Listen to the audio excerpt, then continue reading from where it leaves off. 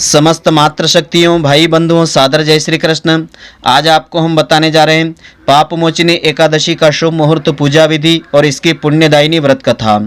तो यह व्रत जो भी स्त्री पुरुष श्रद्धा के साथ करते हैं और श्रद्धा पूर्वक इसकी व्रत कथा को श्रवण करते हैं, उन्हें धर्म अर्थ काम मोक्ष फलों की प्राप्ति होती है। वाजपेय और अश्वमेघ यज्ञ का फल भी इस एकादशी के व्रत से प्राप्त हो जाता है। तो मित्रों, पूरे वीडियो को आप ध्यानपूर्वक देखेंगे तभी इसका संपूर्ण फल आपको मिलेगा। तो मित्रों, आप सभी का बहुत बहुत स्वागत है आपके अपने ही चैनल एस्ट्रो गुरुजी में। मित्रों, यदि आपने अभी तक हमारे चैनल को सब्सक्राइब यदि नहीं किया हो तो अभी सब्सक्राइब कर लें और बेल आइकन को अवश्य दबाएं, जिससे हमारे अगले आने वाले नए वीडियो की नोटिफिकेशन सबसे पहले आपके पास पहुंचे। आप नित्य का राशिफल, नई नई ज्ञानवर्धक जानकारियां हमारे चैनल से प्राप्त करते रहें। तो भगवान विष्णु जी की कृपा और पुण्यों का संचय करने के लिए एकादशी का व्रत किया जाता है।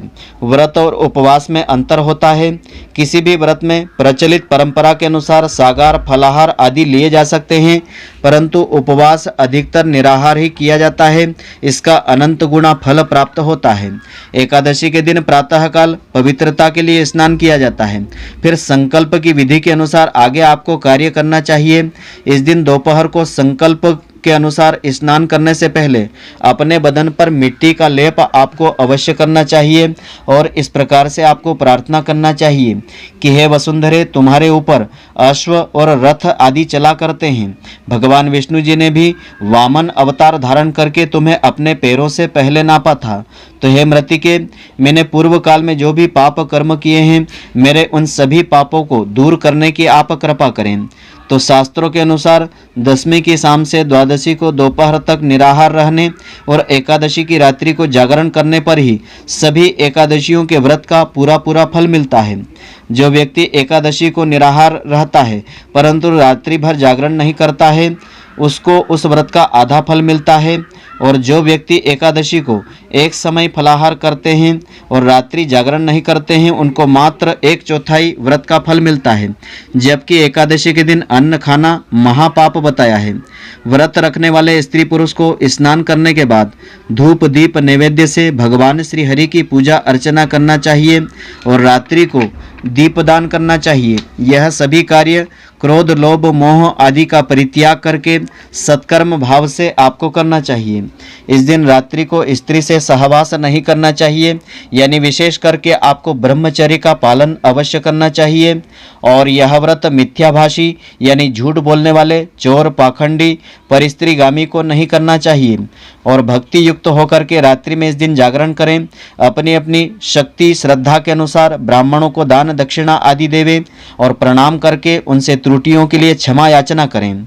जिस प्रकार से कृष्ण पक्ष की एकादशी का व्रत करते हैं, ठीक उसी प्रकार से शुक्ल पक्ष की एकादशी का व्रत आपको करना चाहिए। पारण का विधान इसमें इस प्रकार से होता है। द्वादशी के दिन ब्राह्मण को भोजन पहले करवाना चाहिए। जो ऐसा करने में असमर्थ हो तो ब्राह्मण को भोजन के निमित्त कच्चा सीधा सामान किसी मंदिर में या सुपात्र ब्राह्मण को थाली में सजा करके आपको देना चाहिए। हरिवासर में आपको पारणा नहीं करना चाहिए। एकादशी के व्रत करने वाले मनुष्य यदि इन सब नियमों का पालन कर सकें तो यह व्रत उन्हें पूर्ण फलदायी सिद्ध होगा। भगवान श्री हरि की कृपा से उनकी सारी मनोकामना पूर्ण करने वाला रहेगा। जैसा कि नाम से ही पता चलता है कि पाप मोचिनी है, तो पाप मोचिनी सभी पापों का नाश करने वाली एकादशी है। इस दिन विधि विधान से भगवान विष्णु जी की पूजा करना चाहिए।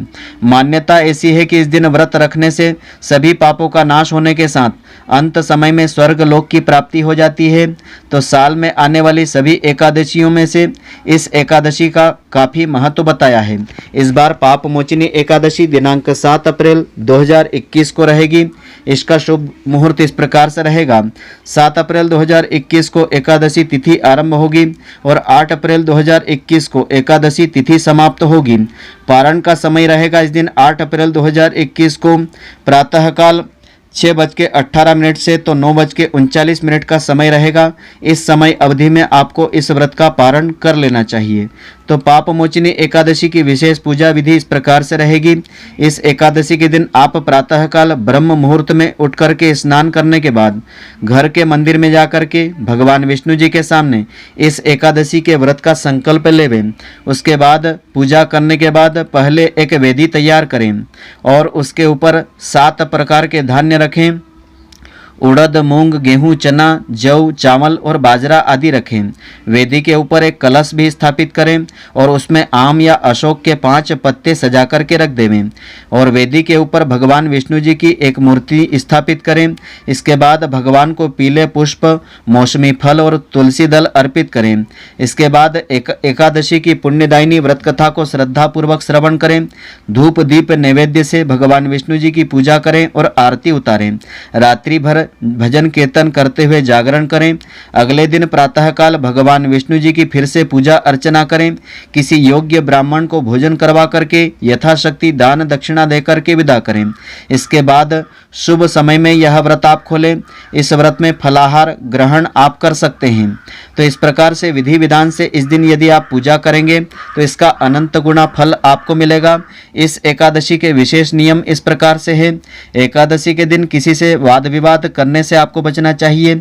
एकादशी का व्रत उपवास करने वालों को दशमी के दिन सात्विक भोजन लेना चाहिए, यानी मांस, लहसुन, प्याज, मसूर की दाल आदि वस्तुओं का सेवन करने से आपको बचना चाहिए।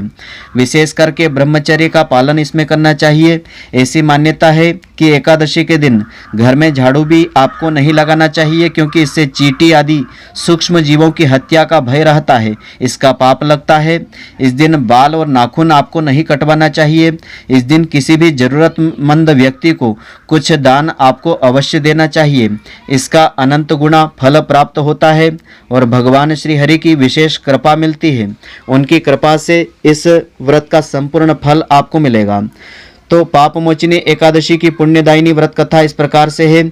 इस कथा को इस दिन श्रद्धापूर्वक एकाग्र मन से श्रवण करना चाहिए, जिससे इस व्रत का संपूर्ण फल प्राप्त होता है। तो अर्जुन ने कहा कि हे कमल नयन, मैं ज्यों-ज्यों एकादशी के व्रतों की कथाएं सुन रहा हूँ, त्यों-त्यों अन्य एकादशियों के व्रतों की कथाएं सुनने की मेरी जिज्ञासा और भी बढ़ती जा रही है। तो हे मधुसूदन, अब कृपा करके चैत्र माह के कृष्ण पक्ष की एकादशी के विषय में आगे बताने की कृपा करें। इस एकादशी का नाम क्या है, इसमें कौन से देवता का पूजन अर्चन किया जाता है तथा इस व्रत का क्या विधान होता है। हे श्री कृष्ण भगवान, यह सब आप मुझे विस्तार पूर्वक बताने की कृपा कीजिए। तब आगे श्री कृष्ण भगवान कहते हैं कि हे अर्जुन, एक बार यही प्रश्न पृथ्वीपति मानधाता ने लोमेश ऋषि से पूछा था। जो कुछ लोमेश ऋषि ने राजा मानधाता को बतलाया था वही मैं तुमको कह रहा हूँ। राजा मानधाता ने धर्म के गुह्यतम रहस्यों के ज्ञाता महर्षि लोमेश से पूछा कि हे ऋषि श्रेष्ठ, मनुष्य के पापों का मोचन किस प्रकार से होना संभव है। कृपा करके ऐसा कोई सरल उपाय बताएं जिससे सहज ही पापों से छुटकारा मिल जाए। महर्षि लोमेश ने कहा कि हे नृपति, चैत्र माह के कृष्ण पक्ष की एकादशी का नाम पाप मोचिनी एकादशी है। उसके व्रत के प्रभाव से मनुष्यों के अनेक जन्मों के पाप नष्ट हो जाते हैं। मैं तुम्हें इसकी प्राचीन व्रत कथा सुनाता हूँ, ध्यान पूर्वक श्रवण करो। प्राचीन समय में चैत्र रथ नामक एक वन था। उसमें अप्सराएं किन्नरों के साथ विहार किया करती थी। वहां सदैव वसंत का मौसम भी रहता था, अर्थात उस जगह सदा नाना प्रकार के पुष्प खिले रहते थे। कभी गंधर्व कन्याएं वहां विहार किया करती थी, कभी देवेंद्र, देवराज इंद्र अन्य देवताओं के साथ वहां क्रीड़ा आदि किया करते थे। तो उसी वन में मेधावी नाम के एक ऋषि भी तपस्या में लीन रहते थे। वे भगवान शिव के अनन्य भक्त थे। एक दिन मंजू घोषा नामक एक अप्सरा ने उनको मोहित करके उनकी निकटता का लाभ उठाने की चेष्टा की। इसलिए वह कुछ दूरी पर बैठ करके वीणा बजा करके मधुर स्वर में गाने लगी थी। उसी समय शिव भक्त महर्षि मेधावी को कामदेव भी जीतने का प्रयत्न करने लगा। कामदेव ने उस सुंदर अप्सरा के भ्रू का धनुष बनाया और उसके कटाक्ष को उसकी प्रत्यंचा बनाई और उसके नेत्रों को मंजू घोषा अप्सरा का सेनापति बनाया। इस तरह कामदेव अपने शत्रु भक्त को जीतने को तैयार हुआ। उस समय महर्षि मेधावी भी युवा अवस्था में थे, काफी हष्टपुष्ट थे। उन्होंने यज्ञोपवीत तथा दंड धारण कर रखा था। वे दूसरे कामदेव के समान प्रतीत हो रहे थे। उस मुनि को देख करके कामदेव के वश में हुई मंजू घोषा ने धीरे धीरे मधुर वाणी से वीणा पर गायन शुरू कर दिया। तो महर्षि मेधावी भी मंजू घोषा के मधुर गाने पर तथा उसके सौंदर्य पर मोहित हो गए। वह अप्सरा मेधावी मुनि को कामदेव से पीड़ित जान करके उनसे आलिंगन करने लगी। महर्षि मेधावी उसके सौंदर्य पर मोहित होकर के शिव रहस्य को भूल गए और काम के वशीभूत होकर के उसके साथ रमण करने लगे। काम के वशीभूत होने के कारण मुनि को उस समय दिन रात का कुछ भी ज्ञान नहीं रहा और काफी समय तक वे उसके साथ रमण करते रहे। तदुपरांत मंजू घोषा उस मुनि से बोली कि हे ऋषिवर, अब मुझे बहुत समय यहाँ हो गया है, अतः मुझे स्वर्ग जाने की आज्ञा दीजिए। अप्सरा की बात सुनकर के ऋषि ने कहा कि हे मोहिनी, संध्या को तो आयु हो, प्रातःकाल होने पर चली जाना। ऋषि के ऐसे वचनों को सुनकर के अप्सरा उनके साथ फिर से रमण करने लगी। इसी प्रकार दोनों ने साथ साथ बहुत समय बिताया। मंजू घोषा ने एक दिन ऋषि से कहा कि हे विप्र, अब आप मुझे स्वर्ग जाने की आज्ञा दीजिए। मुनि ने इस बार भी वही कहा कि हे रूपसी, अभी ज्यादा समय व्यतीत तुमको नहीं हुआ है, कुछ समय और ठहर जाओ। मुनि की बात सुनकर के अप्सरा ने कहा कि हे ऋषिवर, आपकी रात तो बहुत लंबी है, आप स्वयं ही सोचिए, मुझे आपके पास आए कितना समय व्यतीत हो गया है और अब ज्यादा समय तक ठहरना क्या उचित होता है। तो अप्सरा की बात सुनकर के मुनि को समय का बोध हो गया और वह गंभीरतापूर्वक फिर से विचार करने लगे। जब उन्हें समय का ज्ञान हुआ, उन्हें स्मरण करते हुए 57 वर्ष उसके साथ रमण करते हुए व्यतीत हो चुके थे। उस अप्सरा को वह काल का रूप समझने लगे। इतना ज़्यादा समय भोग विलास में व्यर्थ चला जाने पर उन्हें बड़ा ही क्रोध आया। अब वह भयंकर क्रोध में जलते हुए उस तप नाश करने वाली अप्सरा की तरफ भ्रकुटी तान करके देखने लगे। क्रोध से उसने अधर कांपने लगे उसके और इंद्रियां बेकाबू होने लगी। क्रोध से थरथराते स्वर में मुनि ने उस अप्सरा से कहा कि मेरे तप को नष्ट करने वाली दुष्टा, तू महापापिनी है और बहुत ही दुराचारिणी है, तुझ पर धिक्कार है, अब तू मेरे श्राप से पिशाचिनी बन जाएगी। मुनि के क्रोध युक्त श्राप से वह अप्सरा पिशाचिनी बन गई। यह देख करके वह व्यथित होकर के बोली कि हे ऋषिवर, अब मुझ पर क्रोध त्याग करके मुझ पर प्रसन्न हो जाइए और कृपा करके बतलाइए इस श्राप का निवारण किस प्रकार से होगा। तो विद्वानों ने कहा कि साधुओं की संगत अच्छा फल देने वाली होती है और आपके साथ तो मेरे बहुत वर्ष व्यतीत हो गए हैं, अतः अब आप मुझ पर प्रसन्न हो जाइए, अन्यथा लोग कहेंगे कि एक पुण्य आत्मा के साथ रहने पर मंजू घोषा को पिशाचिनी बनना पड़ा। मंजू घोषा की बात सुनकर के मुनि को अपने क्रोध पर अत्यंत ग्लानि हुई और साथ ही अपनी अपकीर्ति का भय भी हुआ।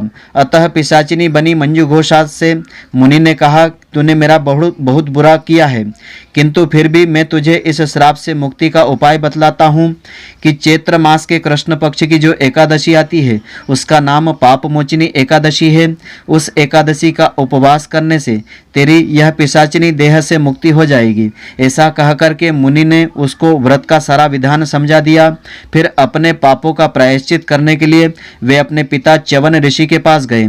च्यवन ऋषि ने अपने पुत्र मेधावी को देख करके कहा कि हे पुत्र, ऐसा क्या कर्म तूने किया है जो तेरे सारे तप नष्ट हो गए हैं, जिससे तुम्हारा सारा तेज भी मलिन हो गया है। मेधावी मुनि ने लज्जा से अपना सिर झुका करके कहा, पिताश्री, मैंने एक अप्सरा से रमण करके बहुत बड़ा पाप कर्म किया है। इसी पाप के कारण संभवतः मेरे सारा तेज और तप नष्ट हो गया है। कृपा करके आप इस पाप से छूटने का कोई उपाय बतलाने की कृपा करें। ऋषि ने आगे कहा कि पुत्र, तुम चैत्र माह के कृष्ण पक्ष की पाप मोचिनी एकादशी का विधि विधान तथा भक्ति पूर्वक उपवास करो, इससे तुम्हारे सभी पाप जल करके भस्म हो जाएंगे। अपने पिता च्यवन ऋषि के वचनों को सुनकर के मेधावी मुनि ने पाप मोचिनी एकादशी का विधि पूर्वक व्रत किया। उसके प्रभाव से उनके सभी पाप जल करके भस्म हो गए। मंजू घोषा अप्सरा भी पाप मोचिनी एकादशी का व्रत उपवास करने से पिशाचिनी की देह से छूट गई, पुनः अपना सुंदर रूप धारण करके स्वर्ग लोक को चली गई। लोमेश मुनि ने कहा कि हे राजन, इस पाप मोचिनी एकादशी के प्रभाव से समस्त पाप जल करके भस्म हो जाते हैं। इस एकादशी की कथा के श्रवण व पठन करने से 1000 गौदान करने के बराबर फल की प्राप्ति होती है।